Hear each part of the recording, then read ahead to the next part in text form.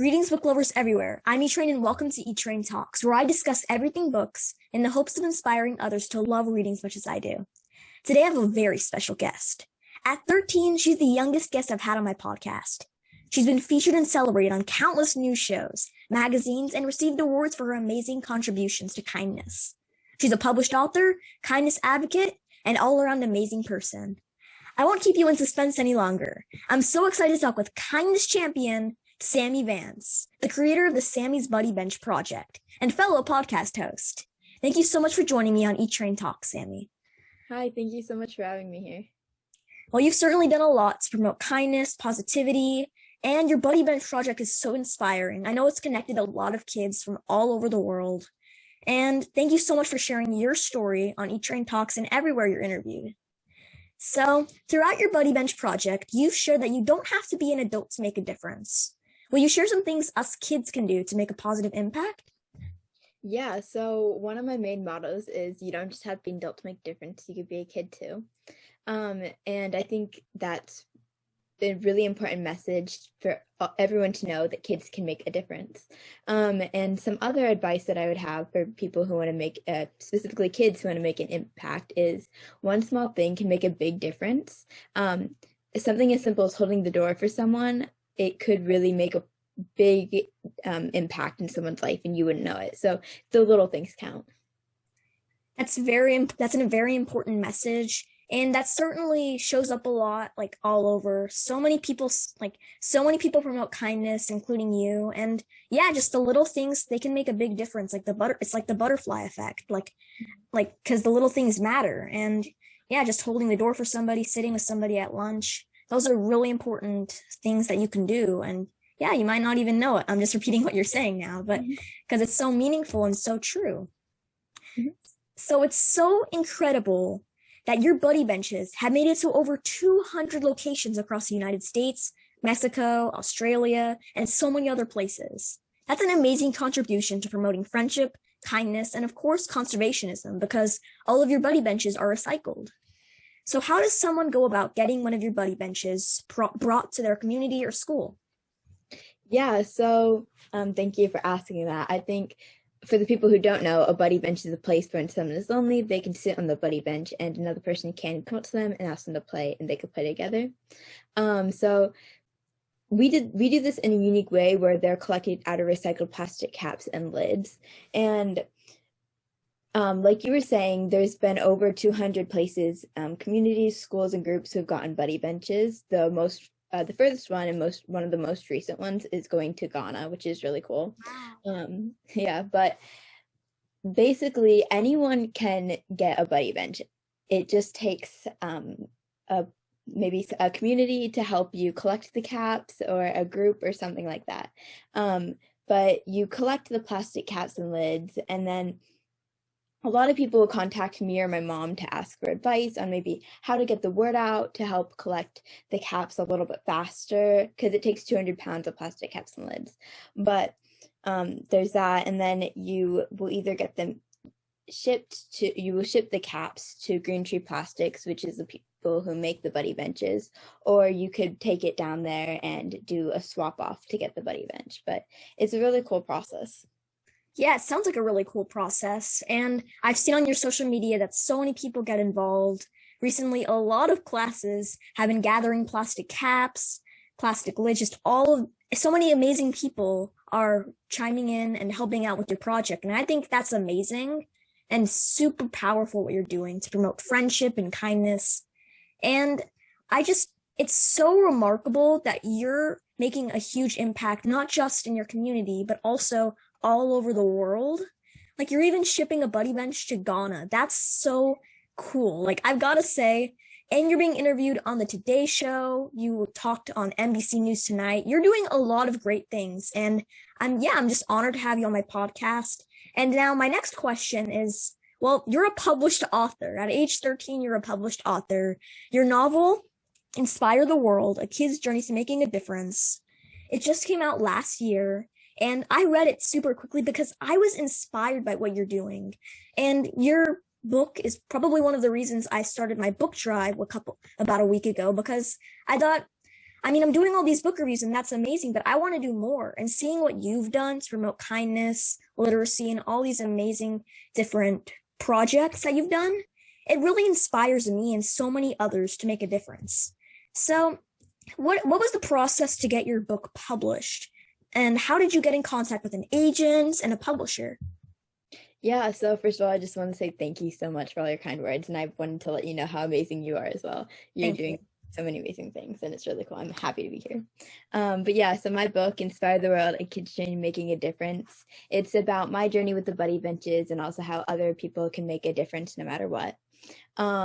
So at the beginning towards the beginning of my project, we got in contact with someone who requested that we maybe make a book, and she's actually the illustrator for my book now, which is really cool. Wow.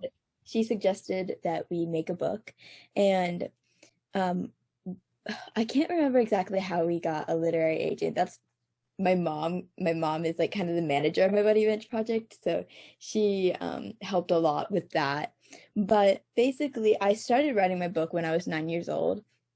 So it was a while ago, and it changed quite a bit through the process. It started off as a picture book called One Cap at a Time, and it was kind of the same message, but in a lot simpler terms, and maybe a little bit less like informative in the way that my book is now. But I think I'm really happy with how it did turn out, even though it did change quite a bit. I'm super happy how it did turn out because it can reach maybe probably more levels of readers and hopefully inspire them to make a really big impact. Yeah, and I love hearing about all the different processes that people's books like go into. Like basically they may start off with an entirely different format. Like some authors that I've talked to, so they originally started with picture books like you, and they had to they tried over like 10, 5, so many different styles of writing. So just hearing about the process is really interesting in my opinion. And I really do like how Inspire the World turned out. And I also really like the doodles and all the pictures that you added. It's very informative, I gotta say. And it can reach a lot of levels of readers because it can appeal to younger audiences and it can also appeal to older audiences because I think that this is better as a short novel that compared to a picture book because I just think that the level that you worked on your novel, like I think that this level it can kind of appeal to all audiences, like younger audiences, middle graders, like everybody, because I think that when it's not a picture book, like, because some people think that picture books are just for younger kids, but when it's like actually a book, I think it like more audiences can connect with it. So I think that the way it eventually turned out, it's super inspiring. And I think that it also added more information because a picture book it has to be kind of short and each page doesn't have a ton of words, so you can't really share much about your project. But now adding a lot more pages and a lot more information, I'll just show like an example of a couple pages to the audience. It has a lot of information and a lot of interesting pictures. So I do really like how your book turned out, as you said. And that leads me to my next question. So you started the Sammie's Buddy Bench project nearly 5 years ago, and it's almost 5 years old now. So since then, you've interviewed many notable people in your community, and also people all over the world like Will Poulter, Lester Holt, and so many others. And you've also partnered with Marvel, UPS, and Walgreens, and received many awards for your positive work. But is there one experience that you treasured the most? You know, it's so hard to answer that question, I feel like, because all of them are so different and unique in their own ways, and they're all so incredible. One of my favorite parts of my project is meeting new people, and I think those opportunities have helped me meet so many people on so many different levels, and it's just so cool to be able to experience. But some really neat opportunities have been like the Today Show. That was so cool, and being able to go to New York, and they provided me me and my mom to be able to see a Broadway show, which was really cool. Wow. Yeah, the School of Rock, that was so amazing. But I think that was really cool, and partnering up with UPS was amazing because we got to help spread buddy benches, and I got to meet new people as well. And also Walgreens, they helped spread 75 different buddy benches. So they collected to get 75 buddy benches. So I think all of them are just really cool and unique in their own ways. And I don't think I could definitely or necessarily pick a favorite. But yeah. Well, that makes a lot of sense. So many amazing things have happened to you. So it must be really hard to pick a favorite. And I think that all the different organizations that you've partnered with, they've all helped your Buddy Bench project in unique ways. Like UPS, you can ship Buddy Benches a lot quicker now. Walgreens, they make a very big impact. So, and also you've gone on different news shows and you've been able to you've been able to make a difference and spread your project in so many different formats, a book, also leading different projects with your community. Like for instance, for Earth Day, people had to create art projects, and you've also gone to different events. You made an impact in many different areas and like in different formats. So I think that's really cool. And also you've just done a lot. And I've watched a couple of your interviews. They're very informative. And I'm also wondering, how do you get in contact with all the people you interview? How do you get in contact with news shows? So how do you do that? Yeah, so to this, I would definitely say my mom is a big help. Like I said before, she's kind of the manager of my Buddy Bench project, but she has helped me so much through all of it and helping me get in contact with different people. So for the people on my podcast, sometimes I've had people who are contacting me and been like, hey, can I be on your podcast? And those are always really neat. But also a lot of the people I've had past connections with, and I've been able to get in contact with them again and just say, hey, you want to be on my podcast? But yeah, I think those are for my podcast. And then my mom helps to get a lot of like news stations will contact me and say, oh, I heard about this, and it would be a really cool story to cover or something like that. And other ones my mom helps to get in contact with. But yeah. It's so interesting. And like it's so cool that people are now coming to you to be interviewed, and you still have old connections with others. So you're kind of incorporating new people, and you're meeting new people and still connecting with others that you've known for a while. And I think keeping connections and also making new connections, that's really important. And it really relates to the message that you relay with your project, friendship. Just keep making new friends and staying in contact with old ones. That's one of the ways that we can create friendships and keep friendships. And also I think that, so my mom is also a big help for me as well in my journey. She's also kind of my manager, and I can't make a single post without her looking. So I think that moms are the best. I don't know if your mom is listening. I know that my mom might be listening. So moms are the best. And I know that a lot of people listening might be moms. So round of applause to you guys. You're amazing. And now that leads me to my next question. So a little kindness really can go a long way. And that's certainly a message that your readers and followers can take away from your Buddy Bench project. Well, are there any other messages that you'd like to share with everybody listening? Well, like I said before, you don't just have to be an adult to make a difference. You could be a kid too. And to go along with what you said, it all starts with you. One small thing can make a big difference. And kind of what I said at the beginning of the podcast, just one small thing can go a long ways. And yeah, it all starts with you. So you can go out there, open the door for someone, start a project. You can start small, but anything you do can make a difference. Yeah, and that's so true and also really inspiring. We have to be the change. We can't sit around waiting for somebody to bring a Buddy Bench to us, for instance. We also have to make an impact. We have to be the change, because the world isn't going to be a better place automatically. There have to be people who are willing to put in the work and get connected with others and share their story. And just maybe it's creating a project, or maybe it's also leading a fundraiser, just doing something. Like a little goes a long way. And I think that that's just really important to remember to all of you listening, because I started my Eat Train Talks project to help others. And I know that Sammie started her Buddy Bench project, and so many other kids are doing a lot, and adults can do a lot too as well. Because while you don't have to be an adult to make a difference, we still need adults to make a difference sometimes. Definitely, yeah. And are there any kindness projects that you're currently working on or planning for the future? And if so, can you share a little something without spoiling anything about what you're planning?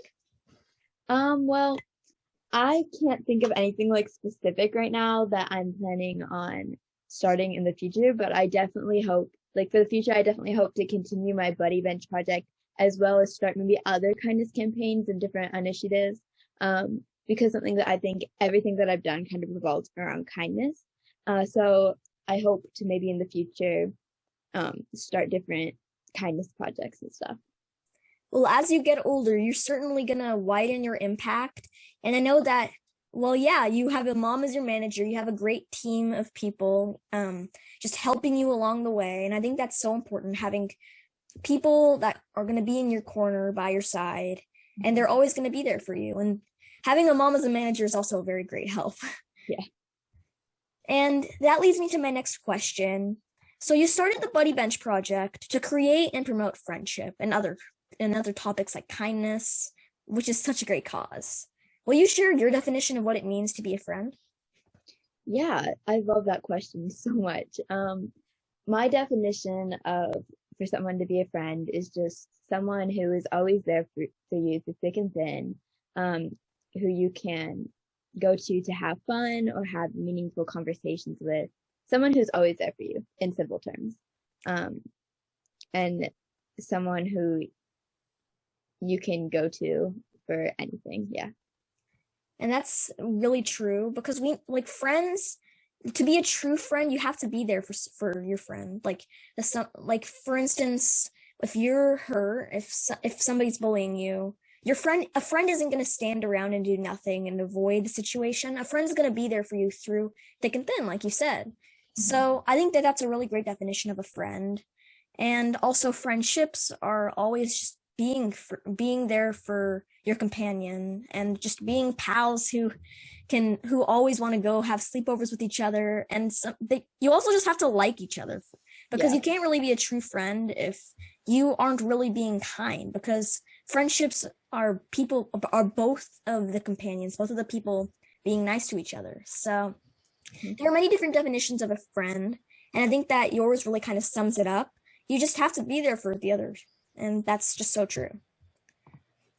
And so I'm always looking for book recommendations, and I know that you are an environmental activist. All of your buddy benches are recycled, and they get sent to different facilities, and they just recycle all the plastic caps and turn them into buddy benches, which is a very cool process.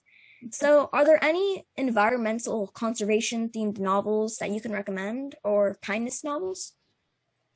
Yeah, so I was trying to think earlier today, I was trying to think of some environmental novels, but I couldn't um, think of that many at the top of my head. So if I do find some, I will definitely let you know. But there's a ton of good like kindness books in general. I think a lot of even fictional books, they just relay to kindness, even if it's like in the small ways that you can't tell. I'm trying to think of some good ones. Wonder is always a good one. If I'm sure you've read that. Yeah. But yeah, so if I think of any other better recommendations, I'll definitely let you know. And I'll also send you some recommendations, because I feel like middle grade, it's really transformed into a genre where like you need to have friends by your side. Like I think that since middle grade is kind of in the middle, like for a while there was no middle grade genre, but now it's kind of, I think that a lot of middle grade books, whether they're fantasy, nonfiction, or fiction, it's all kind of relaying the same message. Like you need to have people by your side. And I think that a lot of great novels that talk about friendship are Starfish by Lisa Phipps. Basically, all the novels I'm reading right now, all the characters have friends by their side, whether they're an animal, a human, or somebody that's maybe 1,000 miles away. Because you just need to have friends by your side that keep you going, and they're always there for you, which is another message that you share in your Buddy Bench project. So, when you're not out being a champion of kindness, what's a hobby or something that you like to do in your free time? Yeah, so some things I like to do in my free time. I love drawing. I love reading. I love reading sci-fi books especially. I don't know, those are like what I'm really into. But yeah, just drawing, hanging out with my friends, and all that fun stuff. But yeah. Yeah. And I also, one more thing that I'd like to add is you have a buddy bench at your own school, like, and their buddy bench is dedicated to Sammie's buddy benches. your whole project is incredible. And what's even better is that you're getting credit for what you're doing. You've put in the hard work and now you're getting recognized by so many people. And that's really a message that I like to share with my podcast, that you can really do anything. You don't need to be an adult, like you said, but you have to put in a lot of hard work. But once you put in that hard work, I can assure everybody that it's going to pay off. Whether you're an aspiring author who might get rejected a couple times by agents. And now that leads me to my next question. If you were stranded on a deserted island, what's the one book you'd want to have with you? And it cannot be a desert survival island book. That's not going to count. Okay. Well, I love that question. Man, there's so many good books. The first thing when I saw this question, the first thing that came to my head was The Hunger Games, because that's kind of a book that really got me into kind of reading and continuing to read. But there's so many. We'll just stick with The Hunger Games because I don't know what else. Well, The Hunger Games, it's a very good series. And I know that there are a lot of games based off of The Hunger Games. There's movies. While they're not in my age range yet, I have a lot of friends who read them, and they relay the very bloody messages that are very graphic. But it's pretty interesting. And also, since it's a series, you're going to have a lot of time on your hands on a deserted island because, like, there's nobody else there. Yeah. So you're just going to be reading the Hunger Games series the entire time. And I don't know what else you'll be doing because it's a deserted island. Maybe building a shelter out of palm trees. I don't know. Maybe. Who knows? So if you could be or meet any literary character, fictional or real, who would it be and why? Like somebody from your favorite book, somebody that you've been in contact with in real life, like, or somebody that's just you want to really get in contact with. I'm going to give two answers, one for fictional and one non-fictional. So for non-fictional, Malala Yousafzai, from the book I Am Malala, that when I read that, I was so inspired. Yeah, like I tell you, she's been one of my inspirations since I was in 4th grade, and it's like, yeah, I would say she's definitely my first non-fictional pick. And also Lin-Manuel Miranda. Okay, I'm giving you two answers to that, and Lin-Manuel Miranda is like, I want to meet him so much. And then for fictional, I would say there's so many. I'm gonna pick someone from Cinder from the Lunar Chronicles. I think she'd be really cool to meet. Just because, like, I feel like I can really relate to her in some aspects. But yeah. Well, Lin-Manuel Miranda, Malala, and your other character who I haven't read, they sound like, I know that Malala and Lin-Manuel Miranda, I know them. They're very cool, and I would want to meet them as well. Like, Lin-Manuel Miranda is amazing, and he did the music for Encanto. He was in Hamilton. He's done a lot. And Malala is a huge inspiration for me as well. I read I Am Malala a couple years ago, and I was inspired. While I didn't have the podcast idea yet because, well, I didn't have that much time on my hands as I do now because I'm homeschooled this year. I think that Malala really inspired me and kind of taught me that the world isn't perfect, and somebody has to be there to be the change. And Malala was that change. While there's still a lot of fighting, a lot of hatred going on in the world, Malala has stood up for what she believed in and believes in. She believes in education, believes in just peace, and then she won the Nobel Peace Prize. So who knows? Maybe one of us will be winning the Nobel Peace Prize and going to DC or wherever it's given, and just standing in front of that whole crowd saying, I'm like, I don't know. Yeah, I love it. And that's all, folks. If you enjoyed this interview with Sammie's Buddy Benches and want to learn more about her, she has a lot of viral videos on the internet. That's where you can learn more about her project. She's also been interviewed by Lester Holt on NBC Nightly News. She's been interviewed on The Today Show, and there are a lot of clips of her experiences on her website, on social media, and also on YouTube. I know that for sure. And that's all. I really hope you enjoyed this interview, and you all gotta admit, Sammie is a pretty amazing person, and I think that we can all relate to, like, we can all agree that Sammie, she's done a lot, and she is the change. She's promoting friendship, kindness, and many other meaningful themes, and she's willing to make a difference, and she's willing to put in the hard work. And look at her now. She is being interviewed. She's partnering with Marvel. I think that we can all agree that she is pretty cool. So everybody, give a round of applause for Sammie.